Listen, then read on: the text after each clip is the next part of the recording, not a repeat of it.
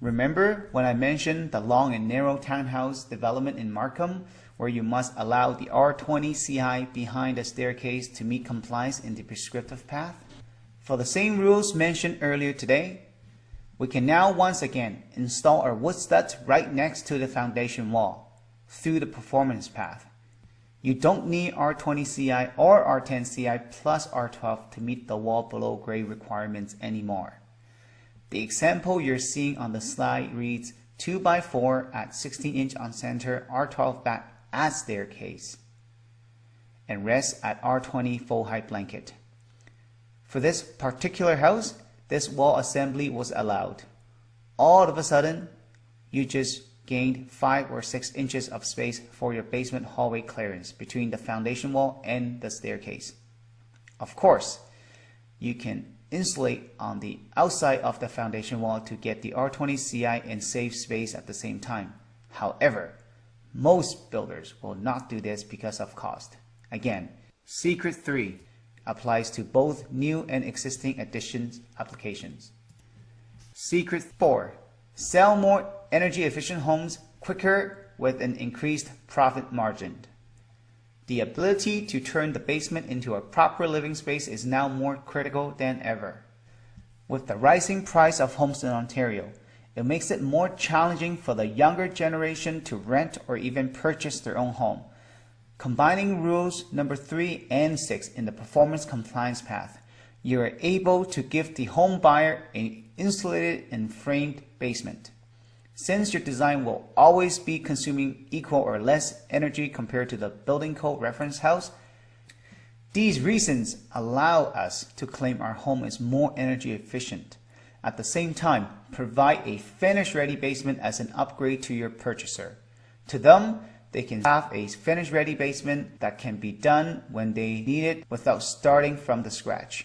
As a result, the builder can also make more money and sell their products quicker. Secret number 5. HRV, ERV are not mandatory through the performance path. Your principal ventilation can be done through the exhaust fans. Just think about package D in the previous building code requirements. HRV, ERV can be a challenging component to install when you have a back-to-back townhouse product because you're fighting for every inch of space to vent your mechanical equipment. Things like exhaust fans, hot water heater, furnace, range hood, dryer, fireplace. The list goes on. Please don't take me wrong here. I do believe HRVs are a great product for your home, provided that the house is somewhat airtight. One critical feature of Hot 2000 will tell you if your house has enough ventilation or not. However, you must know the air tightness level of your home to properly determine the need and amount for adequate ventilation. For this one reason, it is not recommended to remove the HRV for detached and semi-detached homes, because they are generally more airtight compared to a townhouse and a multi-unit residential building. Now, sometimes this can be shocking to some people. This is because they have been told over and over again that HRV is mandatory these days. This is correct under certain circumstances. Now that you know the full picture, don't let them fool you again moving forward. This reason can be applied to new and existing building additions. Please note, I did not make this up. The authorities did. This is an email communication between me and someone at Ministry of Municipal Affairs.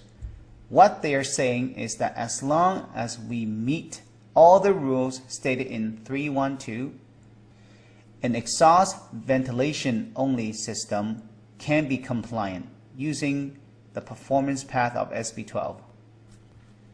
Are you shocked yet? Hold on tight, we're not done with HRVs yet. Based on the requirements stated in SB12, the minimum SRE required in Chapter 3 is based on a test temperature of 0 degrees Celsius and an airflow rate equal to the principal exhaust flow but not need to exceed 30 liters per second. For package A1, 75% is required. For all the contract manager out there, please read the fine prints before you sign off on the purchase order. Not all HRVs or ERV performs the same at 30 liters per second. Based on the model shown on the slide, from the product summary view, it reads this product meets the requirement of 75% SRE. However, once you click on the More Detailed button, you'll see that at 30 liters per second, the SRE is only at 73%. Not cool if you're going through the prescriptive path and find this out after hundreds of units has been installed in your homes. Worst of all, your homeowner finds out before you do, and they start telling all their neighbors. Don't worry, when you work with us, we'll do the vetting for you. Plus, you can always use performance compliance to overcome this issue. Not a big deal at all. At least to us, this is an easy fix. Secret number 6. No drain water heat recovery unit required. This is another item we can eliminate through the performance path. We now all should know that this is a mandatory requirement in the prescriptive path. However, for your proposed design through the performance path, you're allowed to do whatever you want as long as you meet all the performance compliance requirements stated in section 312. From a very trustworthy source, I have been told by a good friend of mine that one of his customers was doing a bath renovation somewhere in Ontario.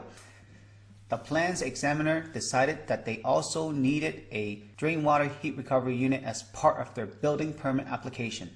All I have to say is my condolences to the homeowners. Only if they knew about us back then. Another reason why the builder doesn't welcome drain water heat recovery is due to theft on site. I was told it is worth 2 cases of beers on a Friday night. In some cases, you may be forced to install 2 drain water heat recovery in your home if the shower stacks cannot be stacked going down the same drain. This is an unnecessary cost to many of my clients. Again, I didn't make this up. The authorities did. I'm just reiterating their message to you guys out there. Now that you know more, don't let anybody misinform you anymore. Secret number 7. Be $100,000 wealthier. This one applies to new housing builders only.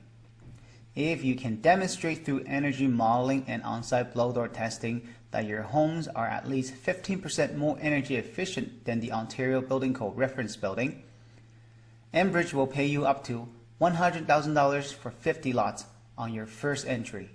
A&J is a Enbridge Gas authorized service provider for this program.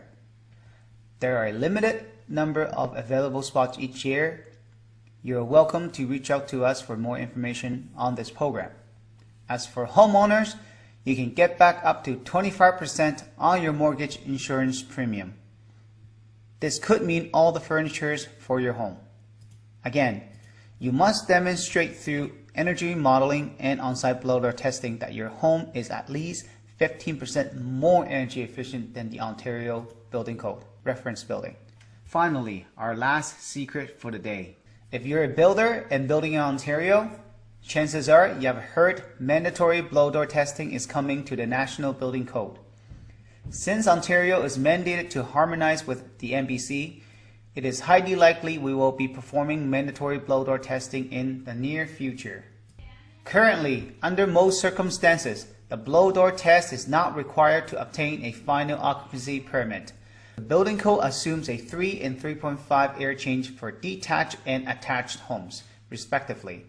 If you decide to perform the blow door test as part of your compliance trade-off through the prescriptive path, when you achieve 2.5 or 3.0 ACH on your detached and attached homes, you can trade off components such as reducing the insulation level from R60 to R50 for ceiling with attic space. However, if you did a much better job in making the house airtight, the only other way to utilize the full potential of such an amazing airtightness score is through the performance path. Air sealing alone can give you up to 25% in energy savings. Do you know how airtight your home is? I have personally tested new homes with 12 air change per hour. That's 4 times more than what our current OBC allows. However, since mandatory blow-door testing is not enforced, the house will still get its final occupancy permit, no questions asked. It is worth noting that by 2032, all homes are targeted to meet net zero or net zero ready design. The air change per hour required for such design is 1.50 ACH or lower. For the builder who was at 12 air change, they have got a long way to go. For the more mature builders, you may be retired by 2032, but your company won't. In my opinion, being airtight is the most important element in an energy efficient and durable building.